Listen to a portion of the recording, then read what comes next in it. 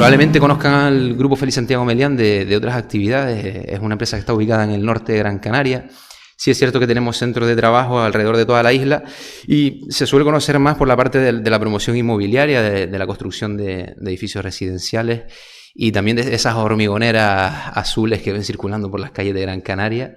Pero sí es verdad que también tenemos, ahí aparece en un icono verde, una de las empresas más importantes del grupo, que es Conagricán, que supone casi o más del 50% del volumen de negocio de la empresa. Entonces para nosotros es muy importante todo lo que hace referencia a esta empresa, tanto a nivel productivo como a nivel de la seguridad y salud de los trabajadores, que al final los trabajadores son nuestro activo más importante y tenemos que cuidar de ellos.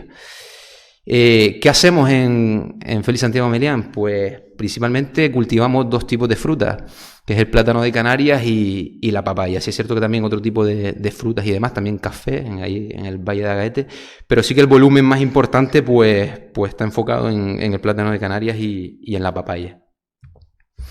Para ponernos un poco en contexto, estas frutas se cultivan tanto en fincas al aire libre como en fincas en invernadero. Sí es importante conocer esto porque tenemos que situar dónde trabajan nuestros trabajadores. Y es importante, y ahí lo pongo en un dato, que 2/3 de las fincas de plátano se cultivan en invernadero. O sea que nuestros trabajadores están más en fincas en invernadero que en fincas al aire libre, con lo que ello supone. Al final se multiplican ese estrés térmico, esas olas de calor producidas por el cambio climático, ese riesgo se multiplica por 2 o por más. Y también indicar que la papaya solamente se cultiva en invernadero, así que no tenemos esa posibilidad de trabajar en fincas al aire libre.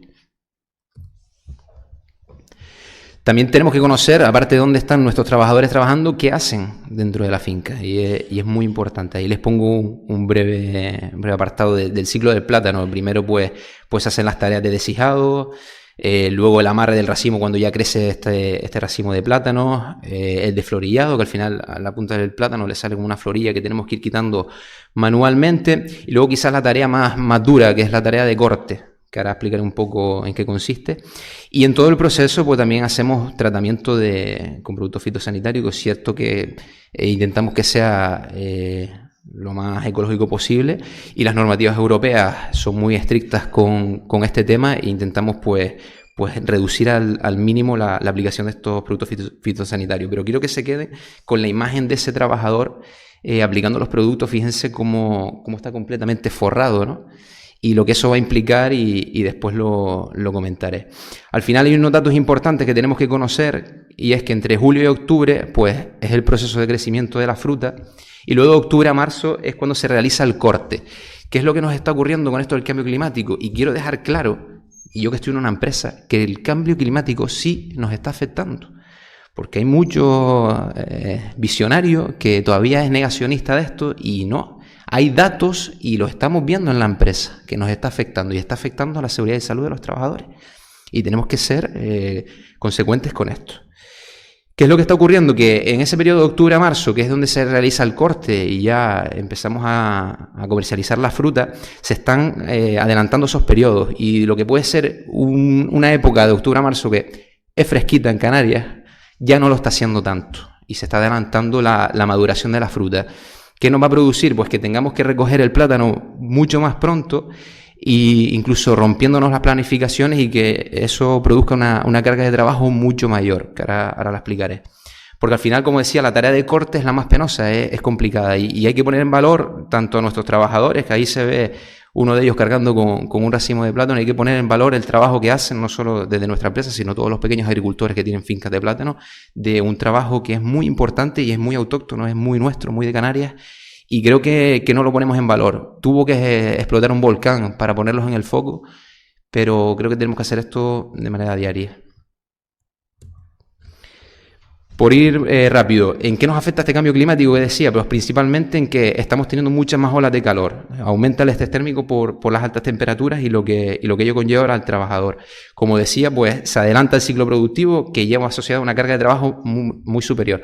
Al final, pues, como se adelanta el proceso de maduración del plátano, nos hace que nos rompa esa planificación y tengamos que sacar la fruta como sea. ¿Y eso qué consecuencias tiene? Pues un desarrollo de trastornos musculoesqueléticos en los trabajadores, que desgraciadamente pues contamos con bastantes y tenemos que tomar medidas preventivas al respecto. También pues el aumento de la temperatura a consecuencia del cambio climático provoca una mayor afección de las zonas tratadas con fitosanitarios. Al final esa temperatura alta provoca una mayor evaporación de estos productos que aplicamos, y sí que tenemos que tener siempre acotadas las zonas que han sido tratadas para que no exponer al trabajador y no accedan a esas zonas de las fincas. Y esa mayor evaporación hace que se propague mucho más el producto y tengamos que controlar mucho más la zona de afección para que no le afecte al trabajador. Pues a todos estos riesgos pues tenemos que aplicar unas medidas preventivas como buenos prevencionistas que somos, y esto es algunas de las que aplicamos en Grupo Félix Santiago Melián al respecto. Al final llevamos un control exhaustivo de las temperaturas a través de termómetros de alta precisión que se encuentran en las sondas de riego y que nos registran la temperatura cada 15 minutos. O sea, tenemos un control exhaustivo de qué está pasando en cada finca, qué temperatura tenemos en cada finca. Por supuesto, y como decía la compañera que me precedía, pues seguimiento de las alertas por fenómenos meteorológicos adversos, tanto de la EMET como las que pone el 112 Canarias, aplicando las medidas de autoprotección establecidas. No solo esas, sino nosotros a través de nuestros planes de emergencia y plan de autoprotección, pues aplicamos medidas específicas. Refuerzo de la hidratación. Al final, pues no todas las fincas cuentan con un cabezal de riego o una instalación de descanso para los trabajadores, y sí que tenemos pues personas que se van repartiendo por las fincas y van repartiendo agua a todos los trabajadores. Importante la información, y añado también la formación. Esto siempre nos acompaña en prevención de riesgos laborales. Es muy importante y tenemos que advertir de los riesgos que supone un golpe de calor y los síntomas previos para detectarlo. Tanto que el trabajador identifique cuándo está sufriendo un golpe de calor, como a lo mejor un compañero que sepa aplicar los primeros auxilios para poder ayudarle. Otra, pues asumir una disminución del rendimiento de los trabajadores. Esto no es una medida preventiva, pero sí es cierto que somos personas, no somos máquinas. Y tenemos que asumir que cuando hay épocas de mucho calor o hay olas de calor, vamos a tener una disminución del rendimiento de los trabajadores. No vamos a estar apretándolos, no, porque son personas y entendemos que esto no debe ser así.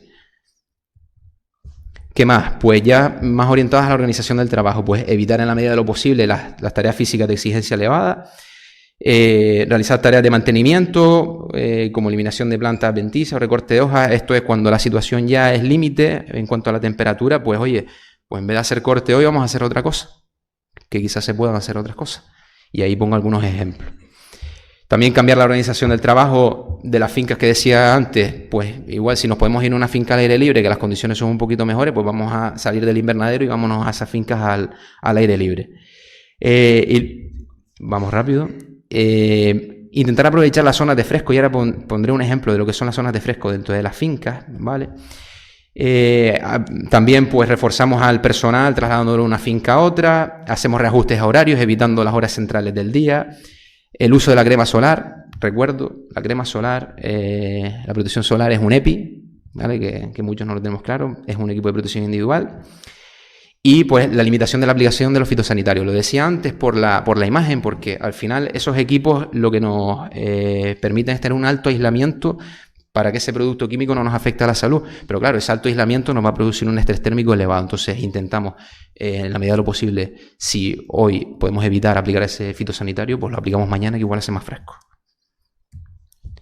Vamos ya por último, por un ejemplo muy rápido. Nosotros identificamos en las fincas, para organizar el trabajo, qué zonas son más calientes y qué zonas son más frescas. Y aquí pongo un ejemplo. Por ponernos en contexto, ¿qué tenemos en cuenta para definir cada una de las fincas que tenemos en la empresa? Pues la sensación de calor en la finca depende de la orientación de estas, ¿vale? De la pendiente y la naturaleza de los lindes. Ahora lo explico con la imagen, que se ve mucho más claro.